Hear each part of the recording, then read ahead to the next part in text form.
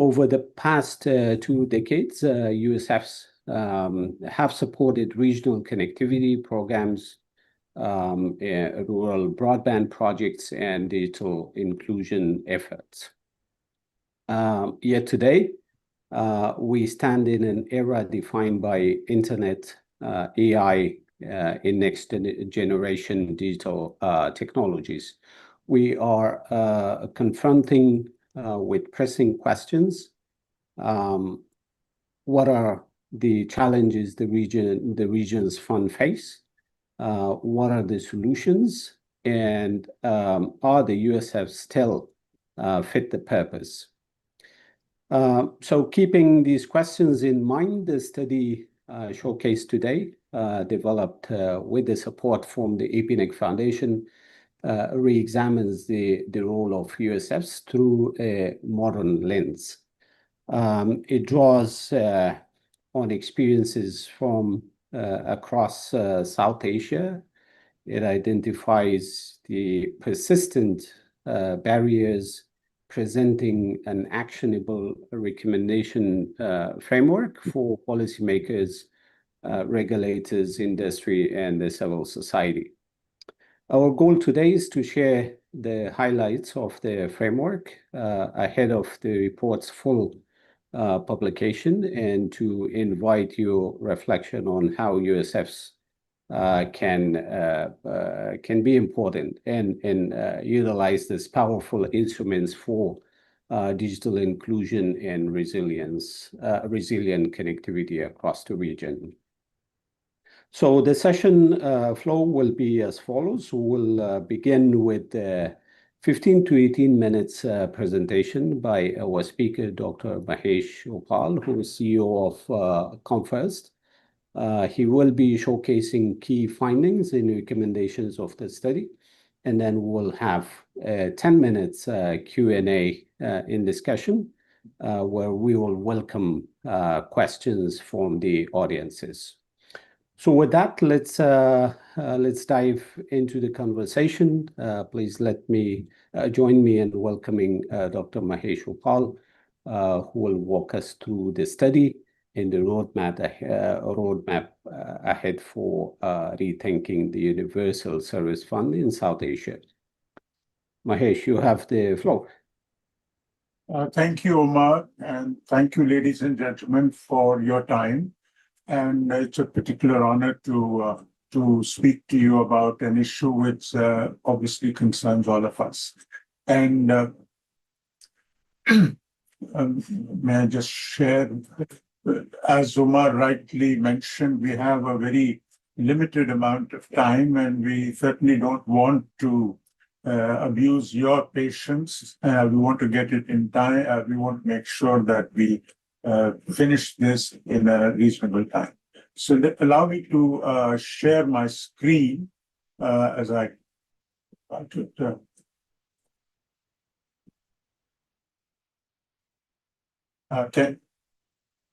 can you see my screen? Yes. Yeah. So, ladies and gentlemen, we are talking about universal service funds, and as Omar indicated briefly, the real problem, of course, is the presence of private players in the telecom market poses a key challenge. Private players typically do not find rural and remote areas particularly lucrative or profitable, and universal service funds were created to support these commercially unviable services. They were initially set up to expand telephone connectivity. Fortunately, most now include support for broadband. And to ensure transparency, USFs typically auction subsidies or attempts to auction subsidies, we'll come to that in a minute, to players willing to provide services at least cost. However, the 20+ years of experience with USFs has not entirely been satisfactory. And one key indicator of that is, as you all know, more than 1 billion people in Asia itself remain unconnected even till today, despite major advances in technology as well as in connectivity in general. So the challenges that we have noticed the USFs are facing today is that they have, and that is the irony of it, that despite this challenge, USFs have large unspent funds. In some cases, more than 50% of their funds are still unspent. And part of the other problem is that the USFs are still largely embedded or focused on connectivity, as in telephone connectivity.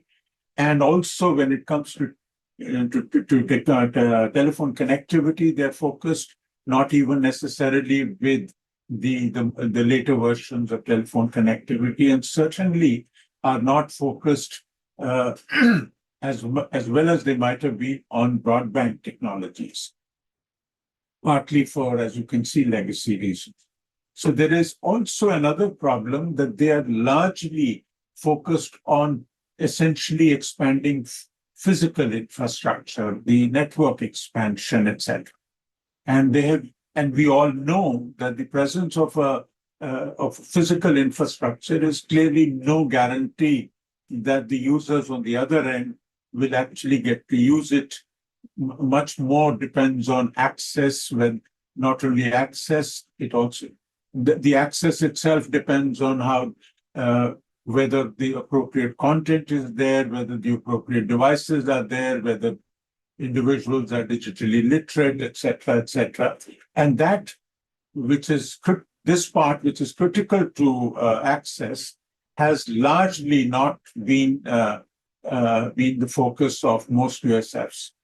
And of course, as I mentioned, while it is absolutely important that there be transparency and allocations of USF funds, practice suggests that the auctions, which are meant to be very transparent means, are not actually working very well. And we'll come to that. And the reason why these auctions are not working very well is that they're rather time-consuming to conduct. They require elaborate planning. And of course, given the capital-intensive nature of this exercise, particularly when it is focused only on networks, is that there are very few people and very few players who are qualified to bid. And in most cases, particularly in South Asia, that number of players are also limited by the number of players licensed to offer services.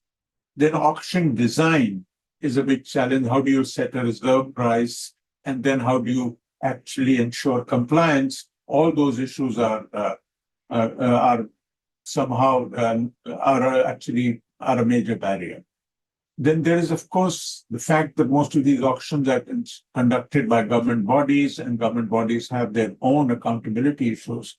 They tend to actually have very slow decision-making processes. And disbursements after the auctions have been conducted are also usually delayed, as our experience and our study shows. Then, of course, the other challenge in this is that because it's an auction, there is a temptation to underbid just to secure the subsidy, which, of course, as you can imagine, is also a disincentive to quality. People cut corners, and that, of course, eventually compromises the very purpose that the USFs are designed to serve. And partly in view of all this, and partly because of the large amount of unspent fund, governments themselves are sidestepping auctions. And we have seen in South Asia, in several countries, that the governments are now allocating funds directly to projects that they consider important. And of course, there is also a problem with USF functioning itself. The USF processes typically are quite weak. They usually have very few performance criteria. There is very little in the sense of efficiency of fund use and so on and so forth. The USFs, by and large, with minor exceptions, are weak in their reporting their activities. There is also very little evidence that they engage very actively with stakeholders. And of course, like I mentioned earlier, there is also a problem that they're still not fully conversant with or up to date with technology developments. Now, the role of governments, which is of course unavoidable, given that USF is a major instrument of public policy. That is a role of governments is of course unavoidable, but yet the governments themselves are torn when it comes to actually dealing with the USF funds. And partly because, as you can imagine, governments also have any number of other parallel priorities. So we typically find that USF funds, which are usually collected from the network operators, are paid directly into the government exchequer. And then the government releases them depending on how it is decided to allocate them. But as you can imagine, given the government's multiple priorities, and there is little incentive to spend or speed up the spending of USF collection. And there is a major pressure to divert USF resources. And we have seen several instances where governments have sought to use USF collections for other purposes. And of course, the other public policy purposes, may I add.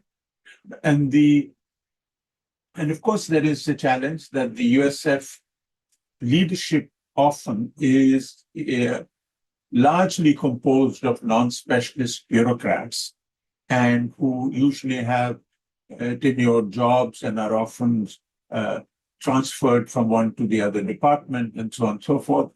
And so the specialization or the skill set required for this exercise is not always readily available.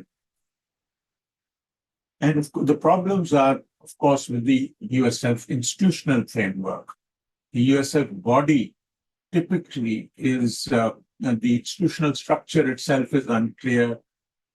Most of the institution, the structure is not representative. It's not as if individual constituencies of this larger access economy, if you like, are represented there. Typically, the USFs are embedded in governments. They're typically in a sub-department of a government department. And they're all, and of course, as I mentioned earlier, they also lack autonomy because they in turn require clearances for funding projects. One level of funding is at the USF level, then of course there's another one maybe at the Ministry of Finance level, etc. And as I mentioned earlier, the capacity in the institution is also not entirely satisfactory. So in view of all this, and we'll be happy to take up the issues arising from all this, we proposed that USFs now need to expand themselves and be restructured as digital development funds, as funds essentially dedicated to supporting the digital economy, especially focused on access. And I think we need to make sure that this funding is available not simply only to network operators, but to any number of potential beneficiaries. For instance, people who are making let's say, cheaper devices, people who are actually supporting marginalized communities and making them more digitally literate, and so on and so forth. Similarly, people who are providing content. As we all know, many of the communities in our region and across the world are not necessarily equally represented when it comes to internet content. The size of Wikipedia in English is orders of magnitude greater than what it might be, for example, in Nepali language or Konkani language, or the region where I live. And so clearly that is a major barrier, and those kinds of barriers the USFs should be encouraged and should be allowed to fund. And also that eventually we want not just support for individual players, but also to make sure that the demand side is also supported, and that there is actually focus on market development. The second set of recommendations we have obviously are relating to institutional reform. We must clarify a government role and the government's role in these things. And I think that would be possible if there is a sound legal framework for USFs. That is something that most USFs do not currently have. There are some exceptions, but by and large, this is a challenge. And of course, again, we have alluded to it, we need to provide USF bodies more autonomy so that they can design and implement strategies to expand digital access. They should be able to work proactively rather than be subject to laid out rules for them. And most of them, as of now, are focused on physical infrastructure. And I think in trying to clarify the government's role, I think it would be extremely useful if the government's role in USFs is limited to policy directions rather than actual implementation of policy or actually involvement in individual decisions of the USF bodies. And to mitigate the risk of this kind of autonomy, etc., that we are advocating, we are also saying that the functioning of USF bodies themselves also needs to be improved and to be reformed. And a key requirement, I think, and that should come as a part of the overall legal framework, is that they are mandated to function transparently, that they are required to share data and encouraged to do so, and indeed enabled to do so. There must be performance indicators for USF bodies so that we can judge how well they are doing, and based on that, take appropriate action. And complementary to that, of course, is that USF bodies must be subject to external audit. I think it's in the nature of autonomy that it is subject to checks and balances, and subjecting USF bodies to external audit would be a wonderful thing and would be a very important requirement. And of course, the final piece is that we need USF bodies to have extensive consultation, because this is an evolving area, and with a whole lot of stakeholders, particularly as we have ourselves recommended, that these stakeholders include a whole range of players, from not just network players, but also content players, people in the development community, and so on and so forth. And I think we must ensure that USF bodies are required to and actually are able to ensure consultation with stakeholders and consumers. I'll stop here. I hope I have not overstepped my time, and we'll take it from there. Thank you. Thank you, Dr. Uppal. You're right on time. Thank you very much. So time for questions. If any of the participants have a question or suggestion, please raise your hand and jump in. I'm not sure if people can ask questions, but you can use the chat. I'm not sure if you can claim the mic, but please feel free to put your questions in the chat. all your recommendations. Amrita says that recommendation 1 definitely makes sense for the broader inclusion. Yeah, and Charles says so. So does the recommendation 3. Okay. All right. So yes, you can raise your hands. That's confirmed by the organizer to ask your questions, or you can put it in the chat. Just as a first question, Dr. Uppal, you mentioned that the issue of underutilization of the USFs across, that's a common problem across the region. Sure. Is there a chance for the countries to work together on shared, let's say, shared benchmarks or, other peer learning or sharing experiences on how they could improve this? That's a very good question, Omar. I do believe they can work together. And I think there are important things that several countries have kind of got right. And in one particular case, that of Pakistan, I think we have got some things rather right.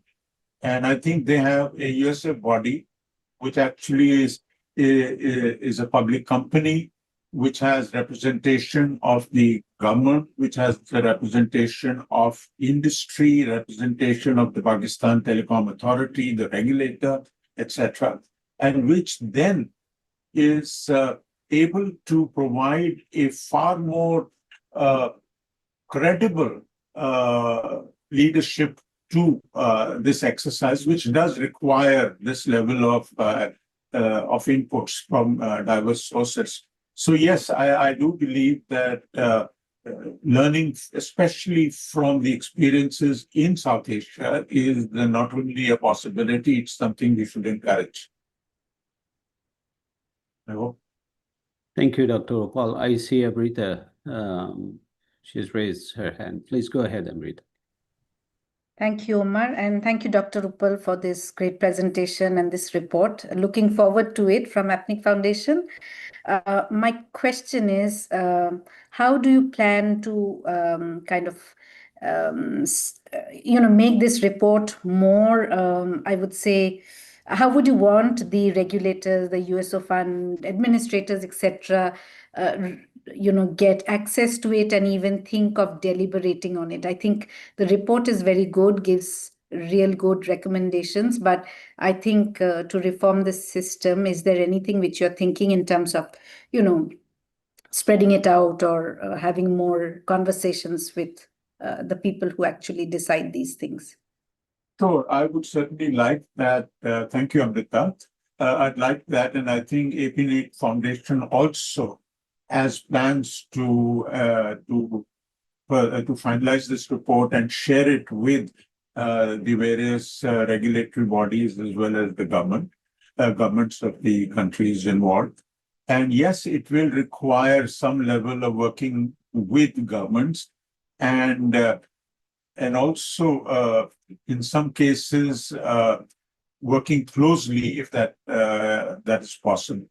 And we understand the challenges in this kind of work because really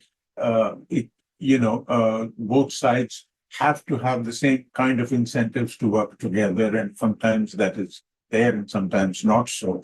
So I do accept that this is not going to be a piece of cake, as they say, but it is something which is important.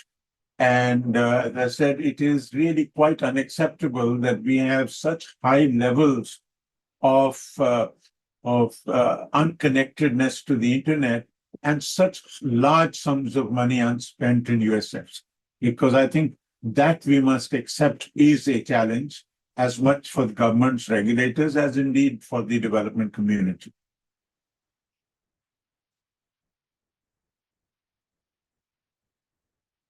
Thank you. I see Niti joining. Please go ahead, Niti. Thank you, Omar, and thank you, Dr. Uppal, for this presentation. Just to also add on to Dr. Uppal's response to Amrita, The way that the APNIC Foundation is structuring this report, and it will be available very shortly after the APrIGF, is that we have an overarching narrative on the USFs and the state of play, as we've seen in Dr. Uppal's presentation.